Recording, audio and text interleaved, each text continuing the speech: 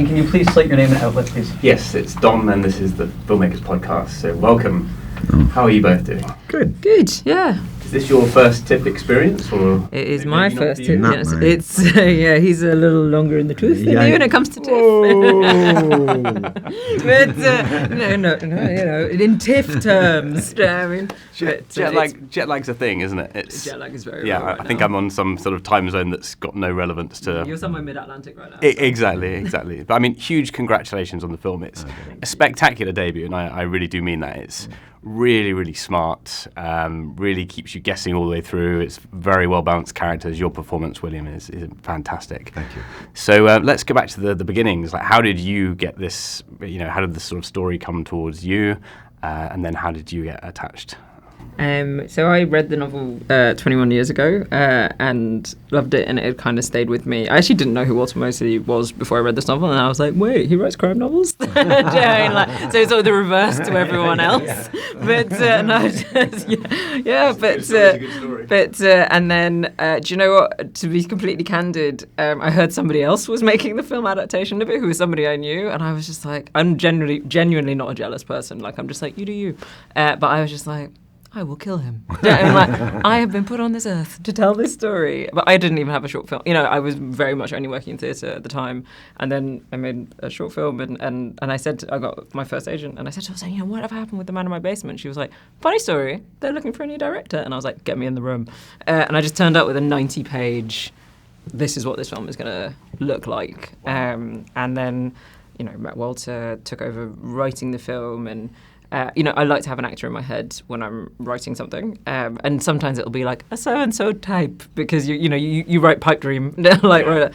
And then Willem Dafoe walks into the room. Yeah, Willem Dafoe does this scene, but and then but also coming from the theatre, I'm like, this is not meant to sound offensive, but actors are actors. Do you know what I mean? Like, in a way that it's like, if you want to work with an actor, you should work with that actor, and you work on the right project that you both find interesting. And I did genuinely feel like I was like, we should send this to him because I think there are challenges in it that I feel will be interesting to him. And generally the rest, as they say, is history. We just got on Zoom, and it was like, great, let's do this. So, I mean, the dossier sounds like really impressive. I'm guessing that's lots of mood boards and your sort of vision for the film, which we can talk a little bit about later.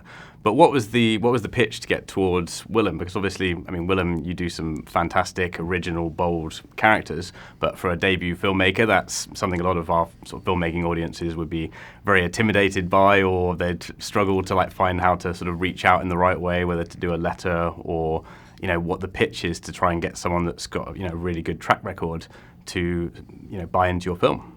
I don't think you should ever beg anyone to work with you. I think it's like, do you find this genuinely interesting? Shall we work on it together? And there are things that I don't understand that I need you to help me understand, and there are things that you want to understand that I need to, you know what I mean? Like, it has to be like a proper, we're both getting something from this. And and I do think that Willem is genuinely interested in the material. And I think also the advantage of being a theatre director is that I love an actor's process, and I've been through a lot of different processes to make different types of and different values of work.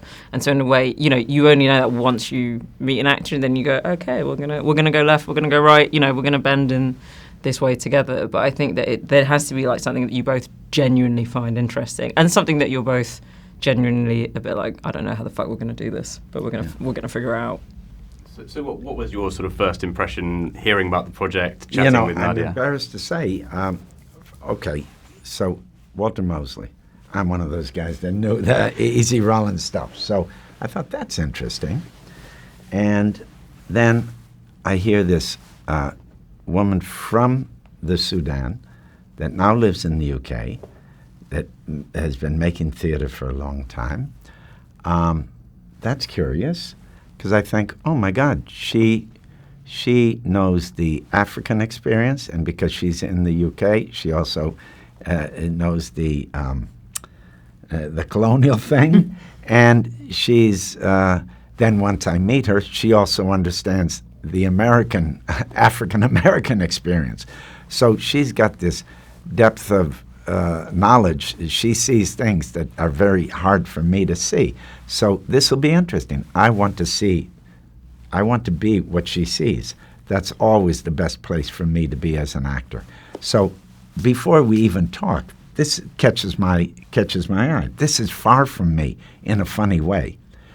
And then when I read the script and there are things that challenge my thinking and challenge my understanding, then who better than this woman, once I start talking to her and she starts feeding me these things, I'm learning stuff.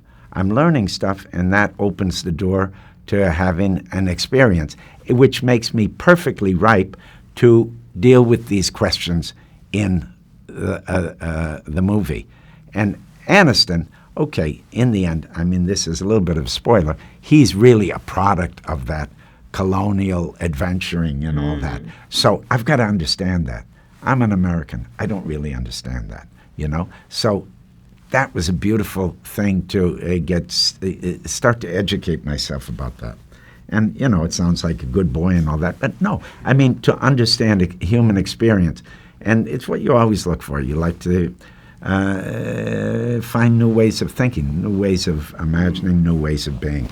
That's the fun of being an actor. And so this offered that very much. I mean, psychologically, it's an incredibly complex film, and that's one of my favorite bits, because it's so rare to find roles that are this smart and nuanced. Can you talk a little bit, both of you, about how you sort of found that balance between someone that has some very dislikable traits, and it's also the same with sort of Corey, the other sort of main actor, how you balance those to be really complex, interesting characters, but to have those sort of difficult behaviours and challenging things, and still keep the attention of the audience and keep them hooked, because it's very well sort of kept in tow. Yeah, I think that me and Willem probably share this. I actually am deeply uninterested in discussions of psychology that don't involve action. Do you know what I mean? And so much as I think people are not governed by what they think, I think it's governed by what they do. And in a way, you can almost retrofit a kind of like, like in the moment I did this, and I wasn't thinking about it. Like those are really interesting things to me, and we sort of rebond on that, like what are the things that they do, and how do those things tell us about, how do you connect those things? And yeah, you're right, people do like some pretty bizarre things in the film, but actually and I think the whole thing about whether somebody is likable, unlikable, hero, anti-hero, these are convenient binaries anyway. Most people live in the kind of middle bit of the middle kind of scummy grey bit. Yeah. And actually, I think that both those people, but I also think that someone that you want to join on the journey, I suppose. Yeah, whilst exactly. being all those things, which is actually a really difficult skill, I think, both as an actor and as a director. Yeah, completely. But and also I think that part of the joy of the dance between Willem and Corey is that Aniston is like such a mystery. He only gives away what he wants to give away in any situation, but it always feels like the things that he's putting out there are like over here and then over here. You know what I mean? And you're like desperately going, I really want to know everything else, but I was very influenced by Heart of Darkness, the Conrad novella, which obviously becomes Apocalypse Now. But the sense that you could be traveling to meet somebody because you want to ask them. And of course, if anybody's read the novella, he gets there, he meets him, and then the guy dies. The next night, he never gets to ask him everything he wanted to ask him. And I was like, that is so dramatically interesting to me. Of the journey is the thing that matters. It's actually not. Getting all your answers is kind of unfun. I mean, it's sort of well, now it's just... life flattens out. Yeah, exactly. And I think you do that with the genre as well, because the horror elements are very carefully placed, and they're not overdone, and they don't sort of overwhelm you, and they don't take away from the complexity of everything else that's going on. But it's all very nicely sort of put together. In terms of the adaptation of the novel versus you making your mark, and then how things developed with working with Willem, how did things progress from sort of A to B to C for you? I think that when you're making something that is about history, and you look at history and it's violent and ugly and cruel, in a way that kind of horror just creeps in. Do you know what I mean? Again, Heart of Darkness, the horror of the horror. Do you know what I mean? That's the idea of opening yourself up to the horror of the world. And Willem's character is somebody who has completely opened himself up to the horror of the world. But that is a real horror. It's not like a fiction. It's these are things that people have done to each other through time. And I think people probably don't look at it enough. So it all felt very real. It didn't feel like we were trying to kind of force everything. In a way, it's just about globalizing your perspective and going, actually, if I, in my kind of my corner, look out to the rest of the world, and I take in everything that's happening in Congo and Namibia and Myanmar, and all these things, it can kind of make everything want to collapse in because it is so horrible. But I sort of think it's about holding your foot to the iron, or you know what I mean, like, and going, yeah, what happens if I look at that actually? But yeah. What do you think sort of changed most on set in the sort of the process? Did you do much rehearsals? Was it all really talked about in advance? Maybe from that initial inception of like coming on as a character and then like maybe changing dialogue or performance, those kinds of things. Were they rehearsed separately? It was kind of kinky. We kept them apart until they met on, which was great. Actually. And it wasn't like rehearsing scenes so much as just understanding or sitting or creating a relationship to the text.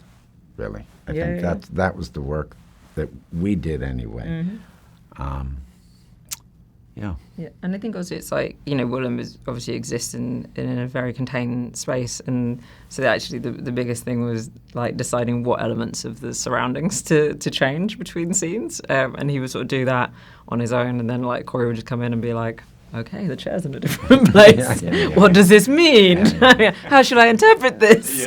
But actually that was quite fun, when you have somebody who's like, this is my space and I'm in control of it, and how my character is feeling today dictates what the space looks like. Yeah, and you built all that in the discussions for sure.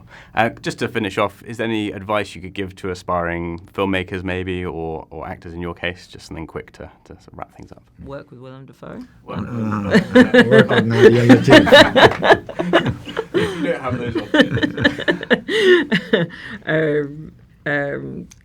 I don't know. I think, if Willem Dafoe wants to rent your basement, say yes.